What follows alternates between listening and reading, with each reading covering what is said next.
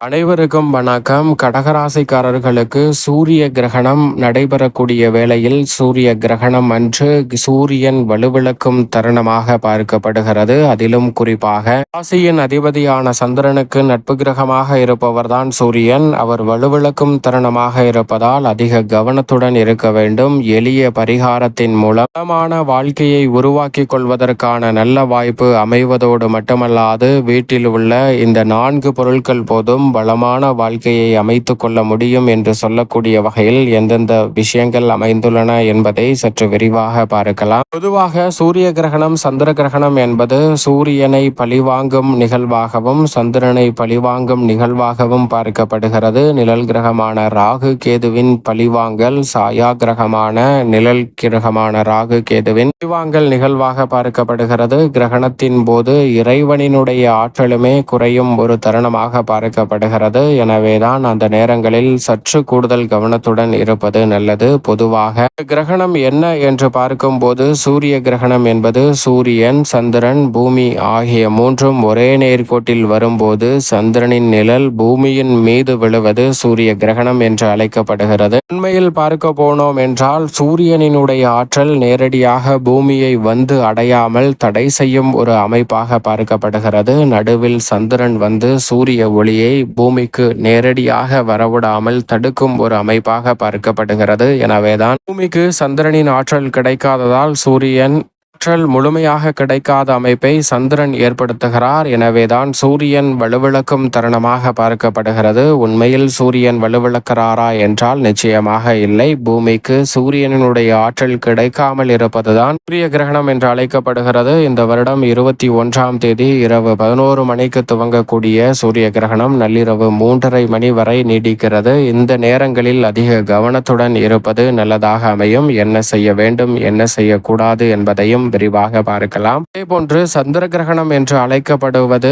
சந்திரனை வலுவிழக்கும் தருணமாக பார்க்கப்படுகிறது. சூரியன், பூமி, சந்திரன் ஆகிய மூன்றும் ஒரே நேர்கோட்டில் வரக்கூடிய வேளையில் சூரியனினுடைய ஒளி நேரடியாக சந்திரனின் மீது பட்டு சந்திரன் பிரதிபலிப்பார். ஆனால் சூரியனின் ஒளி நேரடியாக சந்திரனுக்கு கிடைக்க இயலாத வகையில் பூமி வந்து சூரியனின் ஒளியை மறைக்கிறார். எனவே பூமியின் நிழலானது சந்திரனின் மீது விழுகிறது. அது சந்திர கிரகணம் என்று அழைக்கப்படுகிறது. சந்திரனின் ஒளிரும் தன்மை குறைவதால் சந்திரன் வலுவிழக்கும் தருணமாக பார்க்கப்படுகிறது. இந்த இரு கிரகணம் என்பதும் நிச்சயமாக வானில் நடைபெறக்கூடிய அதிசய நிகழ்வாக பார்க்கப்படுகிறது.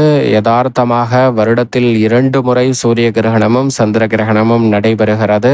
2 முறைகளிலும் இறைவனும் வலுவிழக்கும் தருணமாக பார்க்கப்படுகிறது. எனவே கிரகணம் துவங்குவதற்கு முன்கூட்டியே ஆலயங்கள் மூடப்பட்டுவிடும். மட்டுமல்லாது மகாலய அமாவாசையும் வருகிறது சூரிய கிரகணத்தின் போது. அதே வேளையில் மறுநாள் நவராத்திரி பண்டிகை துவங்கும் தருணமாகவும் அமைந்திருக்கிறது. எனவே கிரகணம் நடைபெறக்கூடிய வேளையில் கவனத்துடன் நிச்சயமாக இருந்தால் பல சிரமங்கள் உங்களை விட்டு விலகும். இந்த கிரகணம் நடைபெறக்கூடிய நேரத்தில் கிரகநிலைகளின் அமைப்பு இந்த வருடத்தில் எப்படி இருக்கிறது என்று பார்க்கும் போது மிக வலுவாக வெற்றிக்கே உரித்தான 3ஆம் இடத்தில் சூரியனும் சந்திரனும் வலுவாக சஞ்சரிக்கக்கூடிய இந்த வேளையில் அவர்களுடன் இணைந்து உச்சம் பெற்ற அமைப்பில் வித்யாகரகரான புதனும் பலம் பெறுகிறார். சூரியன், சந்திரன், புதன் ஆகிய 3 கிரகநிலைகள் 3ஆம் இடத்தில் வலுவாக சஞ்சரிப்பதோடு மட்டுமல்லாது கிரகணம் முடிந்ததற்கு பிறகு வளர்பிறை சந்திரனாக மாறக்கூடிய சந்திரன் சுகஸ்தானத்திற்குள் நுழைய போகிறார். எனவே நன்மை நிறைவாக கிடைக்கும் ஒரு தருணமாக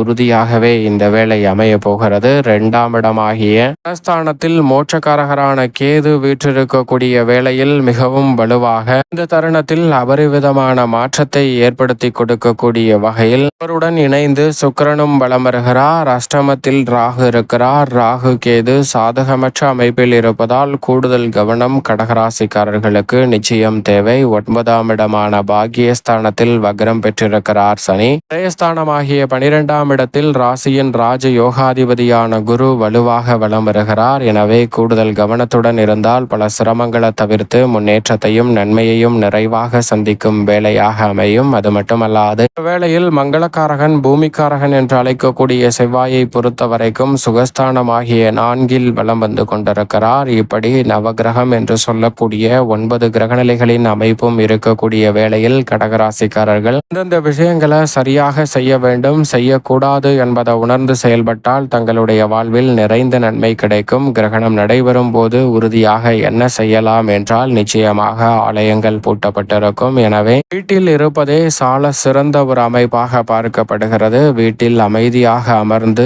தியானம் செய்யலாம். இறைவனை நோக்கி, உங்களுடைய இஷ்ட தெய்வத்தை நோக்கி வழிபாடு செய்யுங்கள். எந்த ஒரு தெய்வமாக இருந்தாலும் தெய்வத்தின் நாமத்தை உச்சரிப்பதால் உங்களுடைய வாழ்வில் நிறைந்த பலன் கிடைக்கும். நிச்சயமாக கிரகணம் நடைபெறக்கூடிய நேரத்தில் இந்த தியானமும் வீட்டில் இருப்பதும் சிறந்தது. அது மட்டுமல்லாது கிரகண தோஷங்களை குறைக்கக்கூடிய தர்ப்பை மற்றும் துளசி ஆகிய 2 பொருட்களையும் உடன் வைத்திருப்பது கிரகணத்தின் போது ஏற்படக்கூடிய பாதிப்புகளை முற்றிலுமாக குறைக்கும். முழுமையாகவே கிரகணம் நடைபெறும் போது இந்த 2 பொருட்களையும் கையில் வைத்திருப்பது நிறைந்த நன்மையை கொடுக்கும். அது மட்டுமல்லாது என்ன செய்யக்கூடாது என்று பார்த்தால், நிச்சயமாக முழுமையான ஆயுதங்கள் உபகரணங்களை பயன்படுத்தி செயல்படக்கூடிய பணிகளை நிச்சயமாக தவிர்க்க வேண்டும். முழுமையாக இந்த கிரகணம் நடைபெறும் நேரம் முழுவதுமே தவிர்ப்பது நல்லது. இரவு நேரம் என்றாலும் கூட இரவு நேர பணி மற்றும் வெளிநாடுகளில் பணியாற்றக்கூடியவர்கள் சற்று கவனத்துடன் இருங்க. அது மட்டுமல்லாது இந்த வேளையில் உணவு சமைத்தல், காய்கறிகளை வெட்டுதல் போன்ற பணிகளை நிச்சயமாக தவிர்க்க வேண்டும்.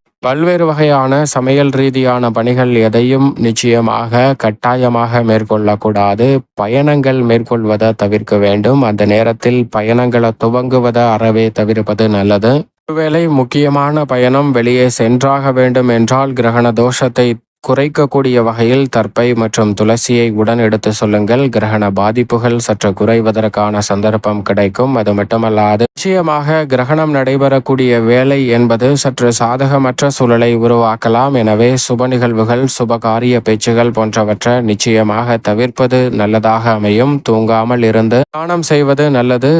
ஒருவேளை ஓய்வெடுத்தாலும் பெரிய அளவுல பிரச்சனை இல்லை. அது மட்டுமல்லாது உங்களுடைய தனிப்பட்ட வேலைகளை மேற்கொள்ளக்கூடாது.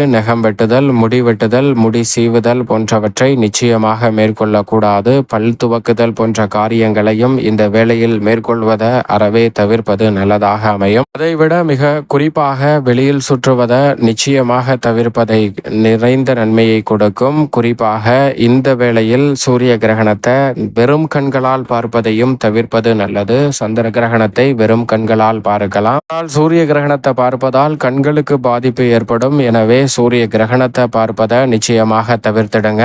உபகரணங்களை பயன்படுத்தி பார்க்கலாம். அதனால் பெரிய அளவில் பிரச்சனை வராது. எனவே இது போன்ற விஷயங்களை மட்டும் விழிப்புணர்வுடனும் கவனத்துடனும் இருந்து செயல்பட்டால் மிக சிறப்பான வாய்ப்புகள் உங்களை தேடி வரும். நிச்சயமாக கிரகணம் முடிந்ததற்கு பிறகு செய்ய வேண்டிய காரியமாக இருப்பது குளித்து விடுங்கள், வீட்டை சுத்தம் செய்து விடுங்கள். வீட்டில் உள்ள மற்றொரு 2 முக்கிய பொருளான தண்ணீர் மற்றும் அதனுடன் சிறிதளவு மஞ்சள் சேர்த்து வீடு முழுவதும் தெளியுங்கள்.